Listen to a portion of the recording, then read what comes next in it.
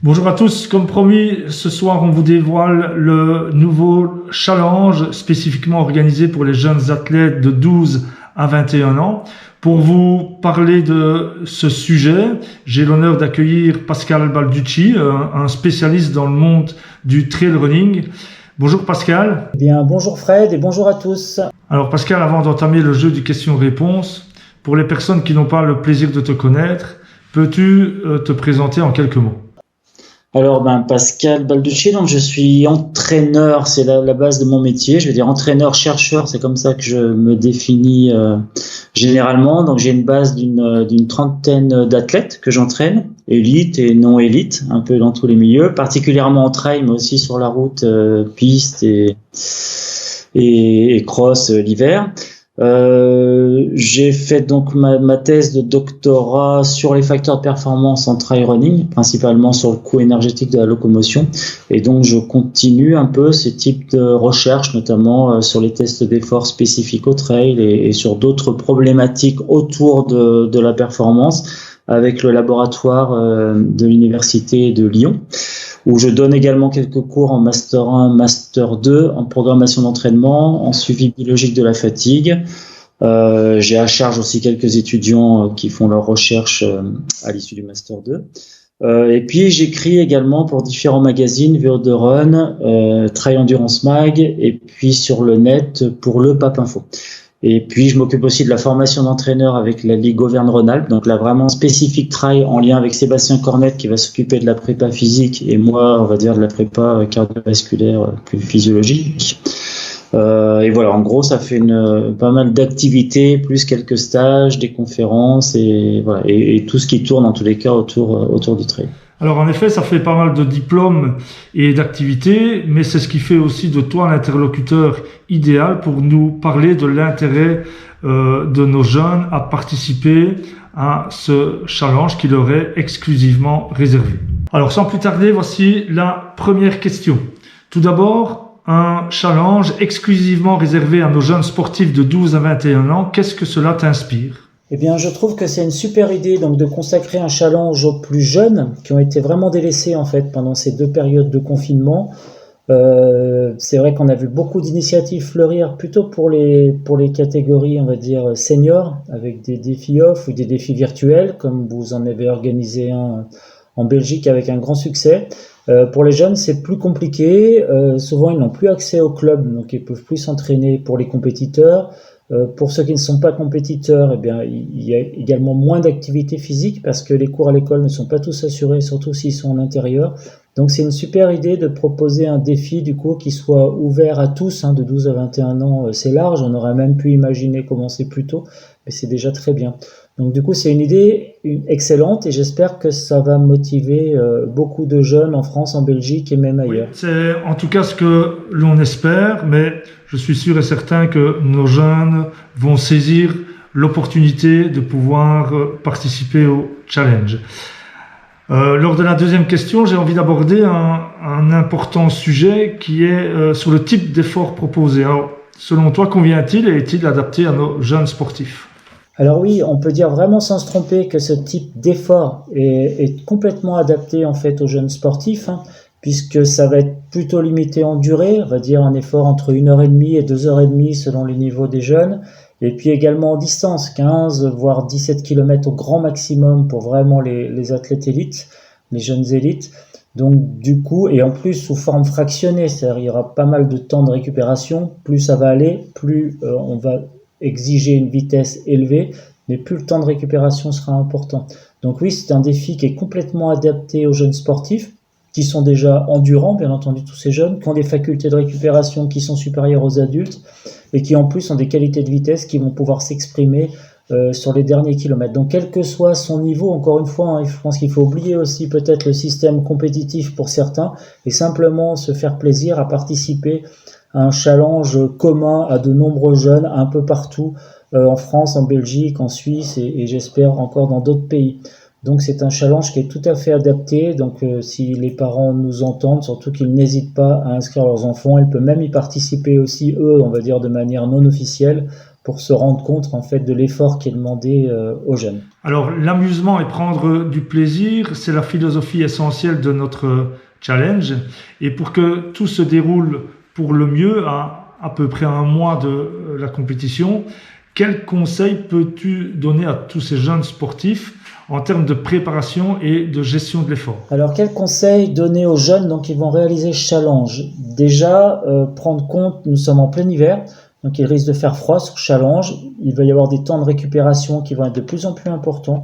Donc, il faut bien penser chaque fois avoir de quoi se changer déjà une ou deux fois dès qu'on va commencer à transpirer. Et bien entendu, d'avoir de quoi se couvrir après chaque kilomètre. D'avoir également de quoi se ravitailler et de quoi s'hydrater, voire peut-être se mettre au chaud, une voiture ou quelque chose comme ça. Ensuite, il va falloir choisir une boucle de 1 km la plus plate possible.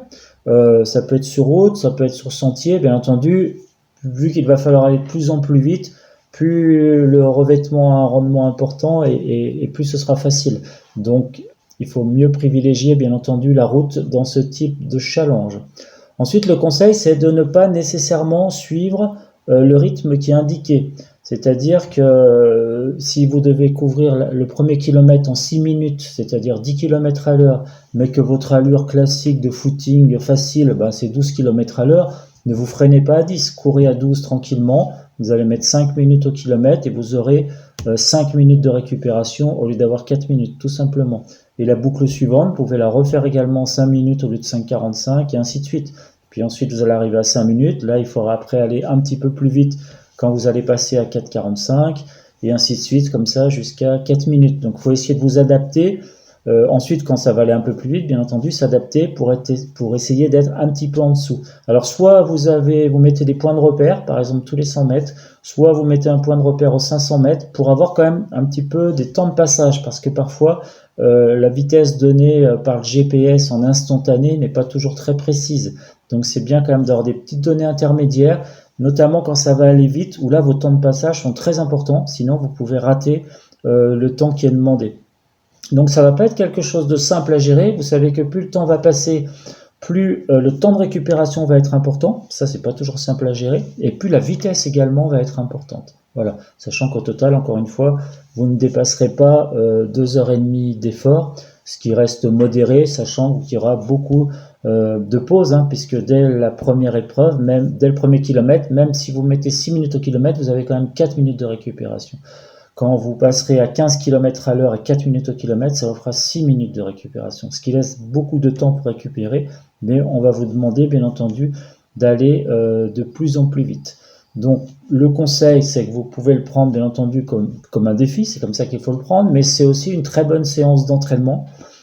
Ça va être le cas, ça va être intégré dans l'entraînement, par exemple pour les jeunes, je pense, de la Belgique Trail Academy, également pour les jeunes du Grand Besançon Trail Academy, on va l'intégrer comme une séance le dimanche, sachant que le dimanche d'après, certains seront sur les championnats départementaux, régionaux de cross, et cette course de fractionné, qui est complètement inédite, parce qu'on ne fait jamais de telles séances, bien entendu, à l'entraînement, parce que là, les temps de récupération sont trop longs. Mais vu qu'on va aller de plus en plus vite, au final, ça fera une belle séance de puissance aérobie au final. Donc voilà. Donc n'hésitez pas, bien entendu, à vous inscrire. Faites-vous plaisir, gérez au mieux. Et puis, si vous pouvez disposer d'une assistance, voire d'une voiture pour vous mettre au chaud, ou d'un vestiaire ou quelque chose comme ça en attendant de repartir. Donc le choix de la boucle va être important. Si vous le faites en pleine campagne avec rien autour, ça va être compliqué à gérer le temps d'attente.